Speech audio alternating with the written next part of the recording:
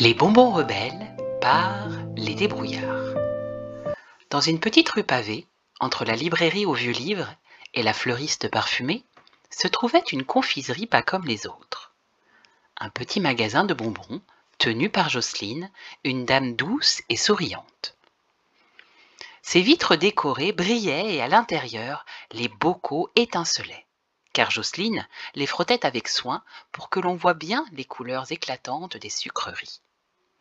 Ici, des centaines de bonbons vivaient heureux. Ils adoraient les enfants.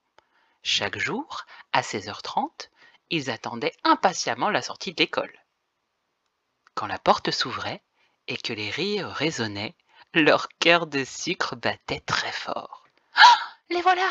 s'exclamaient les fraises acidulées. « Vite, vite, souriez !» ajoutaient les chocolats en se tenant bien droit dans leur boîte dorée.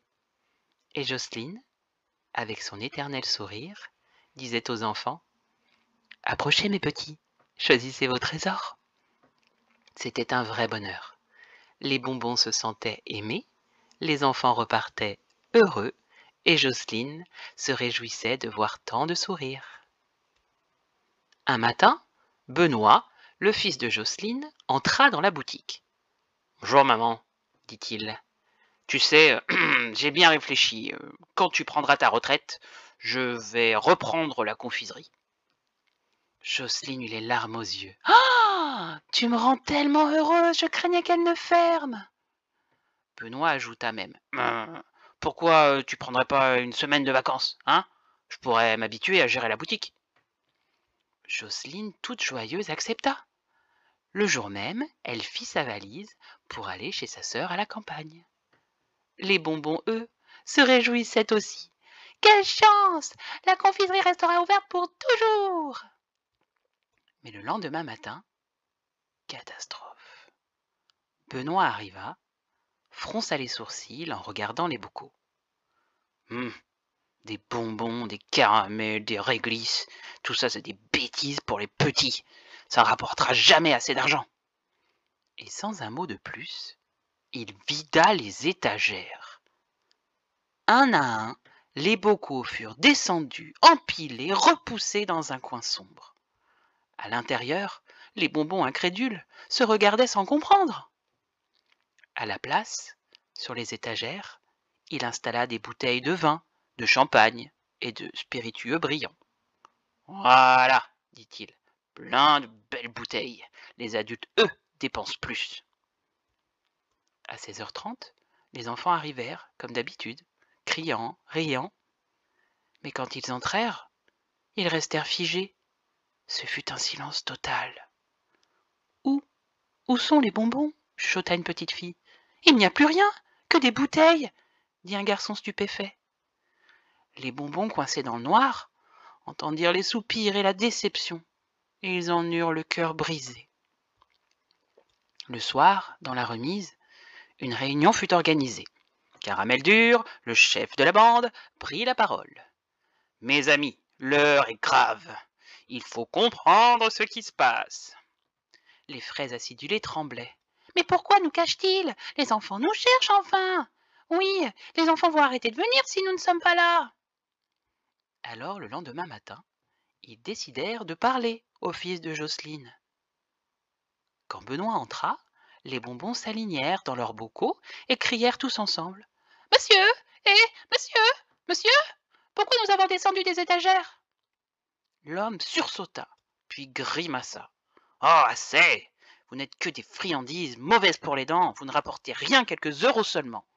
Les bouteilles valent 100 fois plus, restez bien sagement dans vos bocaux, sinon... » Les bonbons penauds comprirent l'entourloupe et se mirent d'accord sur un plan. À 16h30, surprise, tous les bonbons s'étaient installés dans la vitrine. Les enfants s'attroupèrent, les yeux brillants de bonheur. « Oh, regardez, comme ils ont l'air délicieux, le monsieur nous a fait une farce !» Benoît entra en furie. « Quoi? Mais pas du tout! Non, non, fini les bonbons !» Il prit les bonbons, les remit dans les bocaux et les enferma dans la remise en fermant la clé à double tour. Cric-crac. Cette nuit-là, les bonbons décidèrent qu'ils ne se laisseraient pas faire. Nous allons récupérer la clé. Elle est sur le crochet, près de la caisse, dit un régliste malin. Alors, chacun utilisa son talent. Les caramels roulèrent pour renverser les bocaux. Les réglisses s'étirèrent comme des cordes et glissaient sous la porte.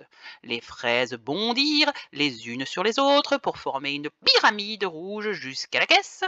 Et les chocolats, très organisés, poussèrent une petite cuillère sur le crochet et bling! La petite clé tomba à terre.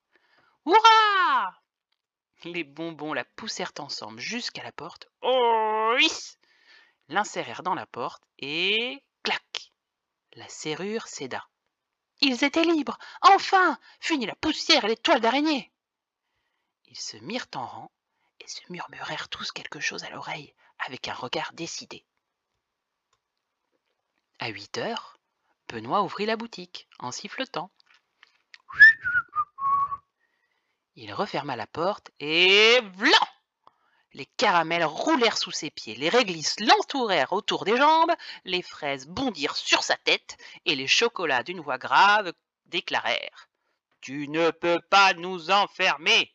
Nous sommes le cœur de cette confiserie! » Le fils, pâle comme un linge, lâcha un cri « Ah !» et s'écroula par terre. « Vous êtes fous! Au secours! D'accord, d'accord, vous avez gagné. Maman, je ne veux plus de cette satanée boutique. » Quelques jours plus tard, Jocelyne revint de vacances. Son fils l'avait appelée, prétextant un nouveau travail ailleurs beaucoup plus intéressant. Elle retrouva la boutique pleine de couleurs, les enfants heureux et les bonbons rayonnants. Elle sourit, caressa le bocal de réglisse et dit tendrement: « Mais chérie, j'ai compris une chose. Je ne veux pas prendre ma retraite pour le moment. Vous êtes ma joie, ma famille sucrée. Tant que je pourrai, je resterai ici avec vous. » Et tous les bonbons éclatèrent de rire et de bonheur. Youhou! Ce fut la plus belle journée de leur vie. C'est la fin. Merci à toi d'avoir écouté. Abonne-toi et à bientôt chez les débrouillards.